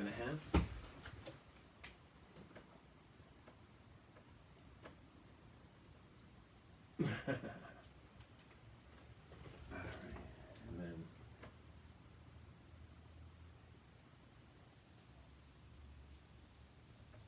all right. Cool. So the next thing that we have to do is adjust this to the size that we want the image to, to be. So the best way to do that is to flatten it and just kind of mess with it. But the first thing that I want to do is I want to go in our text layer, just select one. Oh, we don't have a text layer. Alright, it's this.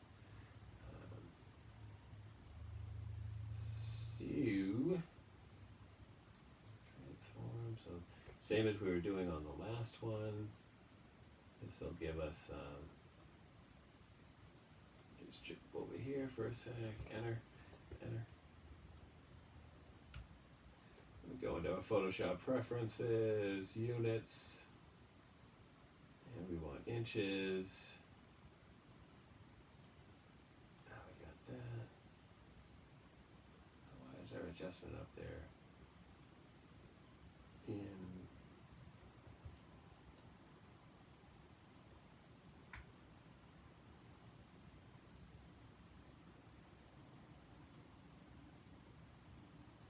foolish junk hanging around, watch out for that. Alright, there we go. And so then we'll do transform again.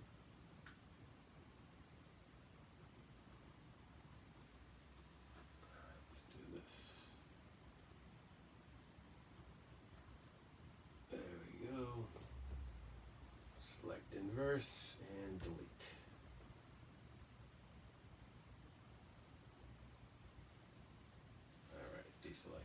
So now we transform, we should just get that guy. Alright, so how big do we have this guy? There we go, from right here.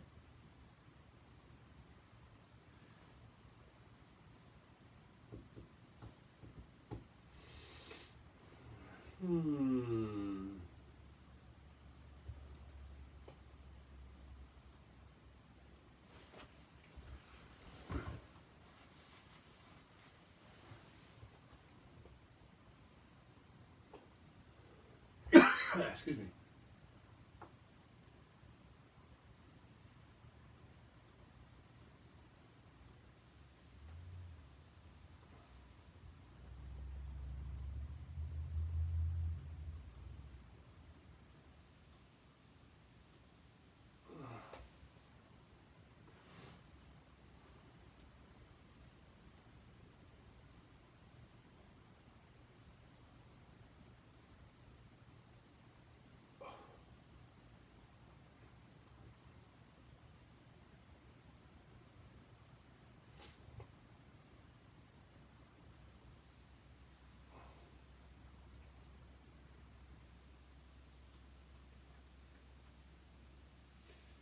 Actually, what do we say? Our big number is 9.5. So let's go with 9.5.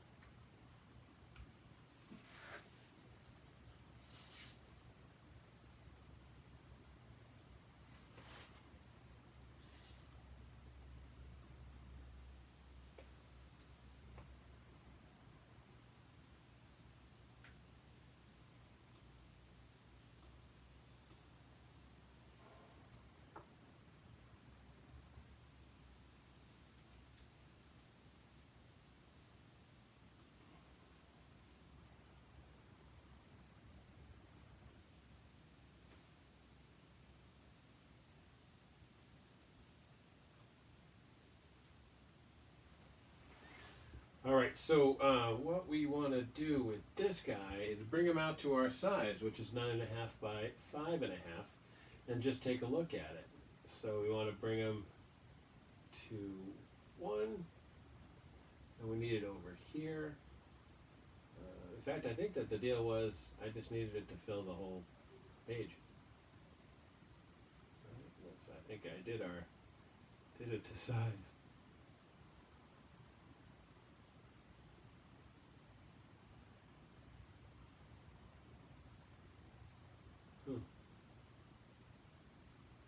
Apparently I screwed that up.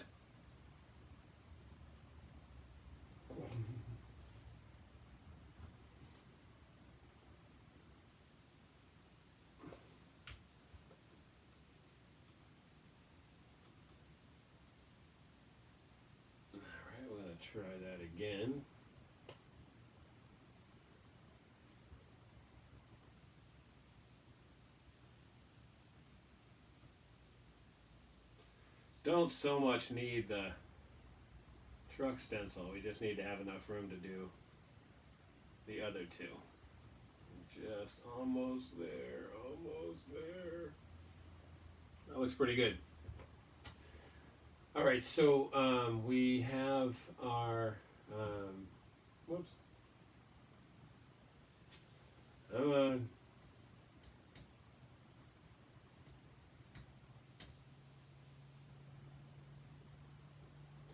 Yeah, here.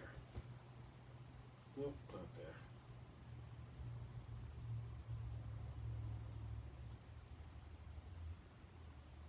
Come on, silly.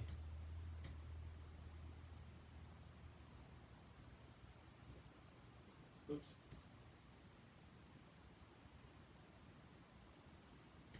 Where'd it go?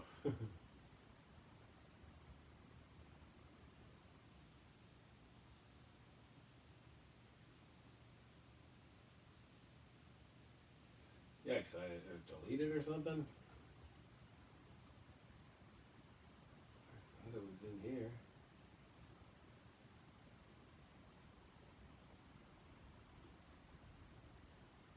Truck. Damn, man, I think I must have deleted it. That was really dumb.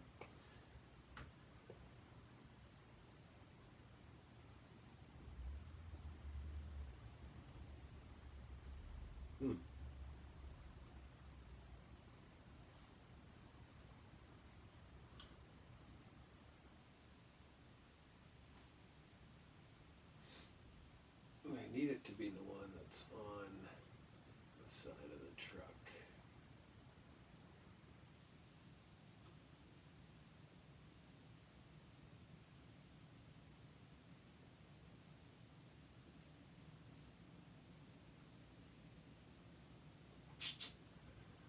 Not so much.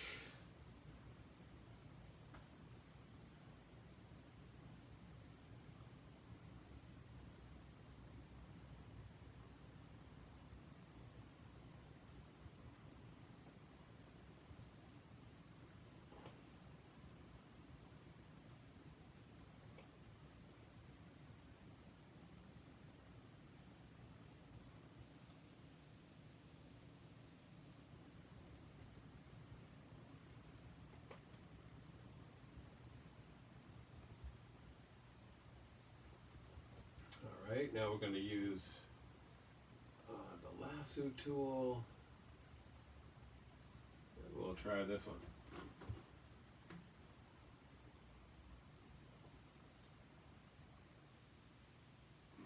First one, whoa, getting dizzy.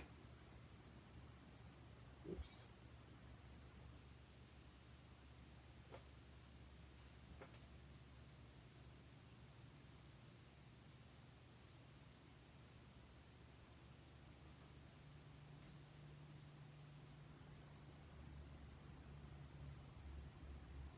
Yeah, that worked like crap.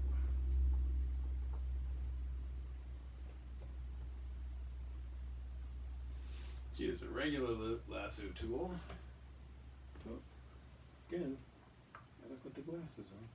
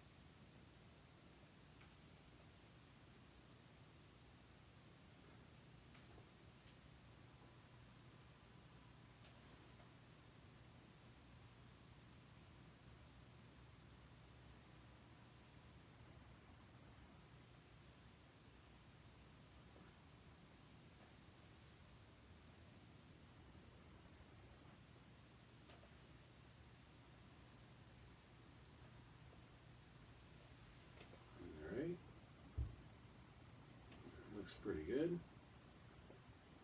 So all we need to do is to get rid of some of this stuff.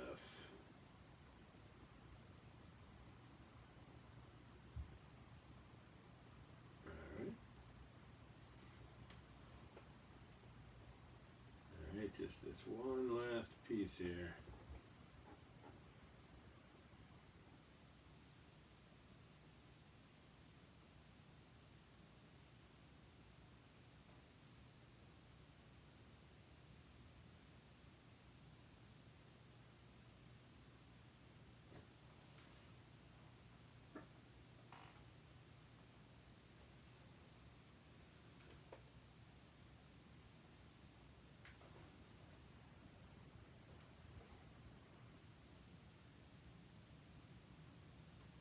Alright, well obviously this is going to be a significant stencil.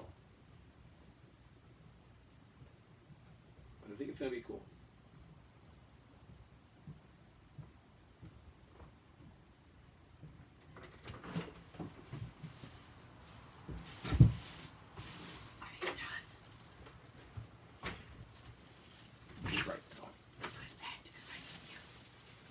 Alright guys, well that's about as much time as we have for today. Merry Christmas to everyone. I hope you guys have a fantastic evening. I'm looking forward to it with the little kids, and I'm going to have to talk to y'all later. So thanks a lot. I'll catch you on the flip-flop.